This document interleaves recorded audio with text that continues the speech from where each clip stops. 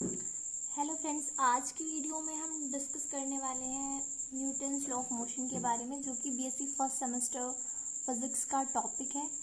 इसमें बहुत बेसिक से स्टार्ट हो रहा है, जो हम 11th-12th में ऑलरेडी पढ़ चुके हैं वही यहाँ पर आता है फर्स्ट सेमेस्टर में। तो चलिए स्टार्ट करते हैं। हमें पता है न्यूटन ने 3 लॉज दिए थे मोशन की, तो हम पहले लॉ से स्टार्ट करते हैं। तो फर्स्ट लॉ क्या कहता है? A body in motion continues in motion and a body in rest continues in rest until any external force applied on it. It is also known as law of inertia.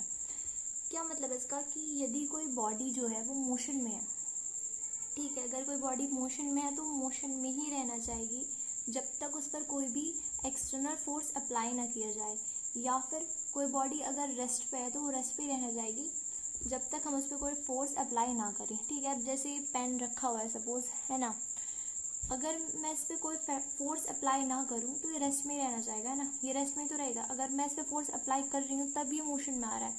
ठीक है, तो क्या ये लो यही कहता है कि अगर कोई बॉडी रेस्ट पे है या फिर मोशन में है तो वो अपनी प्रेजेंट स्टेट में ही रहना चाहेगी जब तक उस पर कोई भी फोर्स नहीं लगाते हैं, कोई भी एक्सटर्नल फोर्स उस पर हम अप्लाई नहीं करते। ठीक है, इस लॉ को हम लॉ ऑफ इनर्शिया भी कहते हैं। ठीक है, अब इसका सेकंड लॉ क्या कहते हैं? सेकंड लॉ की बात करते हैं। According to this law, the force applied on the body is directly proportional to the rate of change of momentum, और we can say that the product of mass and acceleration is equal to the force. ठीक है, क्या कहता है लोग कि जो force होता है किसी भी बॉडी पर, जो फोर्स अप्लाई होता है वो डायरेक्टली प्रोपोर्शनल होता है rate of change of momentum के। ठीक है, जैसे यहाँ पर लिखा हुआ है F directly proportional to DP over DT. ठीक है, rate of change of momentum या फिर लीनियर मोमेंटम आप कह सकते हैं।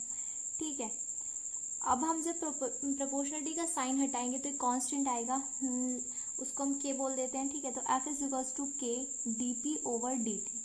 ओके, यहाँ पर हम क्या कंसीडर करते हैं कि के जो होगा हमारा वो इक्वल टू 1 होगा। जब हम के की वैल्यू 1 पुट करेंगे तो क्या आ जाएगा? F is equals to D P over D T.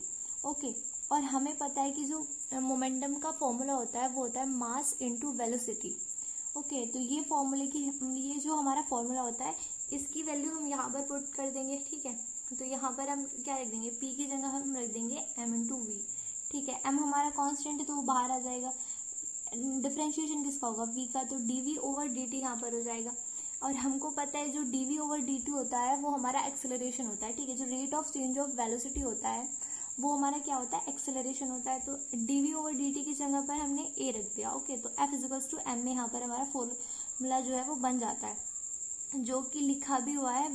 We can say that the product of mass and acceleration is equal to the force. Okay, तो हमने इसी से जो हमारी पहली वाली जो डेफिनेशन थी उसी से हमने जो हमारी सेकंड वाली डेरिवेशन है उसको, सेकंड वाली डेफिनेशन है उसको ड्राइव कर लिया। ओके, तो ये हमारा यहाँ पर सेकंड लॉ भी कंप्लीट हो जाता है। अब थर्ड लॉ क्या कहता है? Third law, okay, third law, every action has equal reaction but N opposite direction. ठीक है, अब हम किसी बॉडी पर, किसी पार्टिकल पर फोर्स लगाएंगे तो बदले में वो भी हमारे ऊपर क्या फोर्स लगाएगा। ठीक है, अब हम किसी को थप्पड़ मारेंगे वो भी हमें थप्पड़ मारेगा ना, इसी प्रकार से। ठीक है, कोई भी एक्शन जब हम करते हैं तो उसका एक इक्वल रिएक्शन होता है हमारे ऊपर। ठीक है, वो भी अपोजिट डायरेक्शन में। डायरेक्शन तो सेम नहीं हो सकती, डायरेक्शन अपोजिट होती है। ठीक है, और इस लॉ को हम एक्शन रिएक्शन लॉ भी कहते हैं। ठीक है, तो यही थर्ड लॉ होता है। ठीक है, तो ये हमने तीनों लॉ थे हमारे न्यूटन के, वो आज डिस्कस की। यही बेसिक से स्टार्ट मैंने बताया आपको हो रहा है BSc first semester. Okay, I hope आपको क्लियर हो गया होगा। ठीक है, थैंक्स फॉर वॉचिंग।